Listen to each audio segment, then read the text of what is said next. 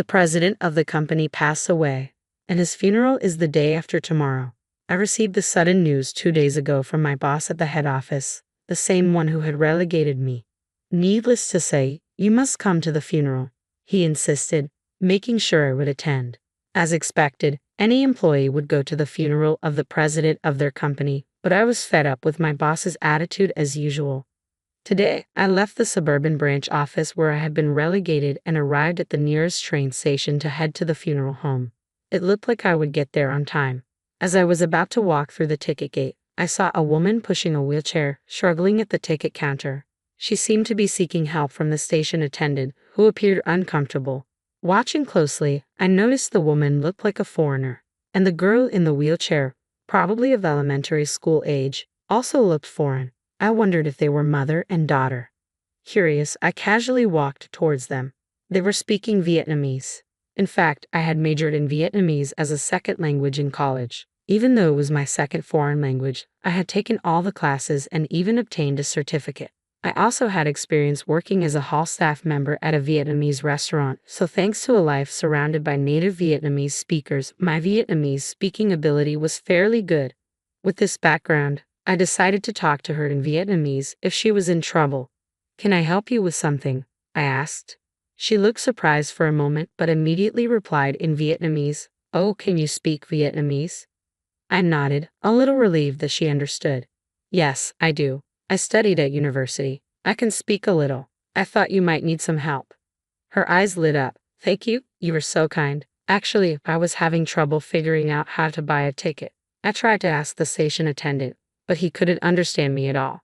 Since I can barely speak English, I didn't know what to do. Thank goodness there is a kind person like you. Could you please tell me how to buy a ticket?" "Oh, I see. That must have been hard. Of course, it's no problem. I'll show you at the ticket counter." I showed her how to buy the ticket, and we went through the ticket gate together. "Thank you so much. You were very helpful," they said, looking totally relieved. I was very glad that I could use what I'd learned to help others. No, not at all. "There's an elevator right there you can use," I said, pointing it out, but then realized, oh my, unfortunately, the elevator is out of order. "Oh dear, it looks like it's out of order," I noted. Hearing that, she became terribly upset. "Oh no, what am I going to do? I have something very important to do today." Her face, which had just brightened up, became gloomy again. I couldn't decide right away if I should carry the wheelchair up the stairs. Depending on the weight, it could take a long time, and I might not make it to the president's funeral in time.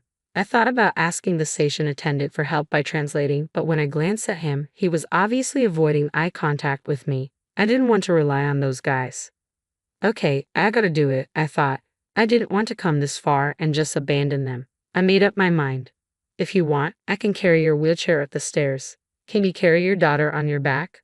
"Yes, I can. Thank you," she replied happily. She picked up her daughter from the wheelchair, and I folded it up and carried it. It was quite heavy. Was it made in a foreign country or domestically? I had never carried wheelchairs before in my life, so I couldn't compare.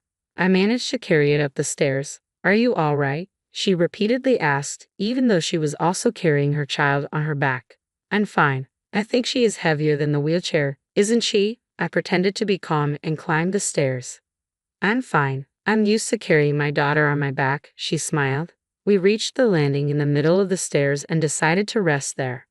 "I'm sorry it's too late to ask you, but weren't you on your way somewhere? I thought you might be in a hurry." Yes, actually I'm in kind of a hurry." For a moment, I remembered my boss's face and answered with a smile. She suddenly realized, "Oh no, don't worry about us, you just go ahead." She said that, but there was no way I was leaving them in the middle of the stairs like this. There was absolutely no way she could carry this heavy wheelchair up by herself. "No, it's okay. You're more important. Let me help you to the end," I insisted. I checked my watch. I could still make it to the funeral just in time. After a short break to regain some strength, I climbed the rest of the stairs, little by little. "Hang in there, mister. Thank you." Her daughter cheered me on. Finally, we made it to the top. "We made it. We made it," I exclaimed. "I'm so glad. Thank you so much for your help." Thank you," she said, and the three of us shared the joy of reaching the platform. At that moment, we heard an announcement from the station. "The train will be leaving soon." "Oh no, I reflexively tried to run to catch the train, but the doors closed and it left. Oh my God, I muttered. Without that train, I would miss the president's funeral and be late. I'm sorry, it's my fault you missed the train, she said, apologizing profusely.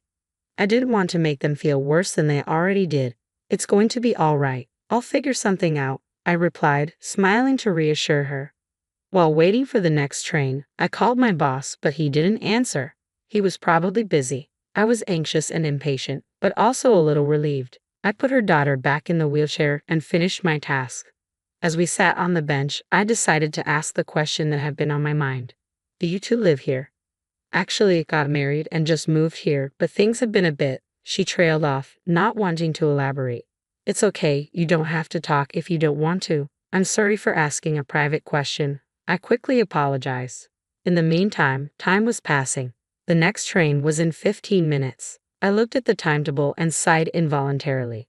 The thought of my boss being angry with me again was depressing, partly because I would be late for the president's funeral, but also because I didn't want to see him after a while. Is it possible that there's something else bothering you besides being late? She asked, startling me with her insight. Normally, I wouldn't talk to a stranger about my private life, but I felt less tense and decided to speak little by little. Actually, I had an irrational thing happen to me at work, and I was transferred to a branch office near here. I had a stable job at the head office, I said. I'm sorry, that's very sad, she replied.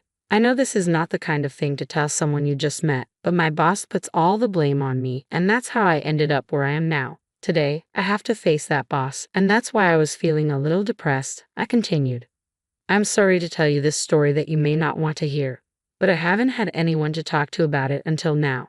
It's okay, you saved us. Let me at least listen to your story, she said with a sympathetic smile. I'm kind of embarrassed. I've never complained about work to anyone before, I admitted. I found myself talking about something I had been holding inside for a long time. I guess I wanted someone to listen. I was surprised that I couldn't stop talking.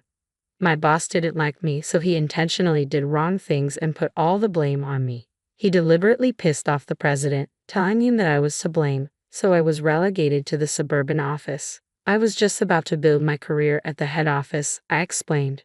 I see. Thank you for telling me what you're going through. I wish I could help you, but sorry, I can't do anything, she mumbled sadly. No, don't worry, just think of it as one office worker's rant. I feel better just talking to someone, I said. I felt bad that I had burdened her. Trying to change the subject to something more cheerful, I said, actually, I have a dream. I want to make frozen foods for foreigners. Something authentic, something that would remind them of their homeland while living in this country. But that's not possible at the branch office where I am now. Food development can only be done at the head office. That's why I want to go back to the head office someday and make my dream come true. That's wonderful, that's wonderful. I'll support your dream, she said. While we were talking, the train arrived. I helped them get on, and coincidentally, we got off at the same station 2 stops away. Thank you for listening to my story. Now, excuse me, but I must hurry, I said, rushing towards the ticket gates. Thank you very much, thank you. They waved their hands and thanked me in English. When I arrived at the site, the funeral was nearly over. My boss was glaring at me while the priest was praying. I had messed up. My head hurt just thinking about what would happen next. I was trembling during the entire ceremony. Right after the ceremony ended and the coffin was placed in the hearse, my boss approached me. Hey, I have something to tell you. I need to talk to you. Yes, I replied. He took me to a private room, and the moment the door closed, he started yelling at me. Who do you think you are, you blinking fool? What are you doing showing up late for the president's funeral? I'm sorry. I was helping some foreigners at the train station, and I got delayed. I tried to explain. Helping people and foreigners is none of your business. Just leave such foreigners alone. He yelled so loudly that people outside the room could hear. The managing director and other employees rushed to the scene. What's going on here? The managing director asked.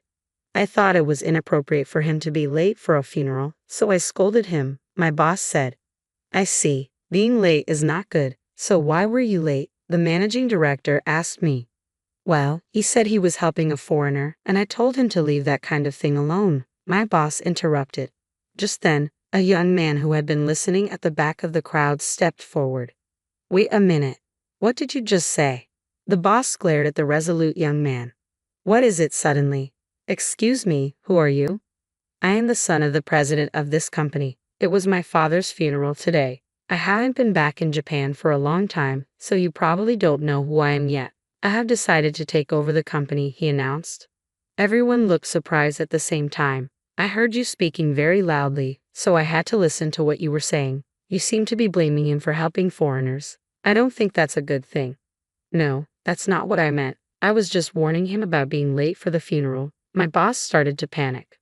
I don't agree with blaming him because my wife is Vietnamese and she was saved by him, the president's son said, bringing forward the Vietnamese woman I had just met at the station. I was utterly shocked. I did not expect that she was the president's daughter-in-law. Our daughter has trouble with her legs, so she is in a wheelchair. When the two of them tried to take the train today, they didn't know how to buy a ticket. They tried to ask the station attendant but couldn't communicate because she can't speak English well. When they were both at a complete loss, he, who speaks Vietnamese, helped them buy a ticket. In addition, he willingly carried the wheelchair up the long stairs. He even helped them get on the train, even though he was in a hurry. That's what my wife told me. My wife, my daughter, and I are very grateful to him. It is outrageous to scold him for that, he said firmly. My boss shuddered. No, I didn't know that. I'm sorry, he stammered. The atmosphere was tense, but I felt a sense of relief knowing that my actions were understood and appreciated by someone who mattered. The next president was furious. Not only were you very rude to foreigners, but you also have the nerve to show up late for the funeral. Our company is planning to make more products for the international market. It's troubling to have people like you here. I don't think our company needs you. Oh no, please don't say that, my boss pleaded desperately. But no matter how much he begged, it didn't make any difference. I heard that you even cheated and blamed him, then kicked him out of the head office. You were fired. This can't be happening, my boss stammered, unable to accept what just happened. The next president gave my boss a cold look as he shook, then turned to me with kindness. Thank you for saving my wife and daughter. I was supposed to drive them here, but I had to leave early, so they had to take the train. My wife also told me why you were moved to the branch office. I can't allow such things to happen. When I become president, I will make sure the company values its employees' true abilities. He spoke passionately, then added, by the way, I heard you speak Vietnamese. If you're willing, I'd like you to develop food products for foreigners at the head office. I was extremely surprised. Are you sure? Of course I'm sure. We need talented people like you to develop our products. A dream I had almost given up on was coming true. I was so happy and surprised that I found myself in tears. When the new president took over, I returned to the head office, where I had longed to work. I was finally able to focus on developing food products for foreigners. We created authentic bibimbap for Koreans, hot pot sets for Chinese, and koshari for Egyptians, among others. There were many failures at first, such as difficulties in properly defrosting large products. However, through the team's concerted efforts and repeated trial and error, we successfully commercialized the products. Once we started selling, the products became big hits, one after another. Our company's sales steadily rose. I'm so glad we entrusted you with this project, the president said, very pleased. Recognized for my achievements, I was promoted. Since that incident, I had become good friends with the president's wife and daughter, and they often took me out to dinner. I met her friend at a gathering later, and eventually, I married her. She was also Vietnamese, making ours an international marriage. Looking back, it felt like a strange twist of fate, but I was glad I took the plunge back then. Holding my baby, I resolved to do my best to make my wife and child happy. That is why I continue to work hard on product development. You're the candidate for the next president, the president once said at a company party, quite drunk. I knew he was joking, but those words made me happy. No one else had ever been told anything similar, so I wondered if it was somehow special. I hope so, and I'm secretly encouraged by it. For the sake of the president who cares about me, and for the company, I want to continue making products that will be loved by many people.